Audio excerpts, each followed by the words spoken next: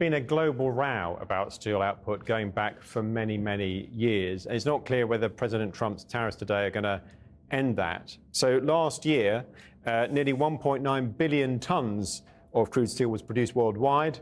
Amazingly, China actually accounted for more than half of that, and the United States rather languished back in fourth place.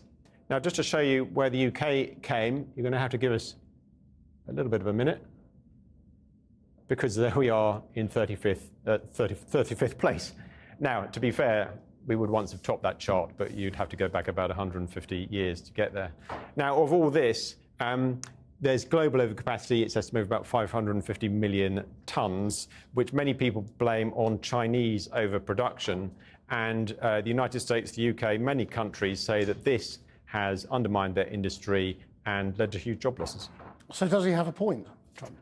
Well, clearly there's a problem. The United States does import about a quarter of its steel, but a lot of that actually comes from Canada, from Mexico, from Japan. So today's tariffs will actually hit countries who say that they themselves are falling victim to the overcapacity we were just looking at, and that includes the UK. The steel industry here really wants the British government to push the line with Washington. Look, we are not your enemy. We should be your ally in doing something about this overcapacity. Is that likely to work? Not yet. I think partly because we may be underestimating just how radically President Trump wants to reshape the US economy and therefore the rest of the world. I mean, just to show you the US deficit on goods this century getting progressively worse, last year hitting $1.2 trillion.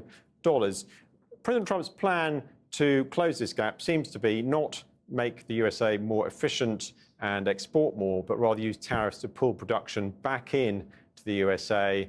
So steel, cars, pharmaceuticals, everything, reverse decades of economic history.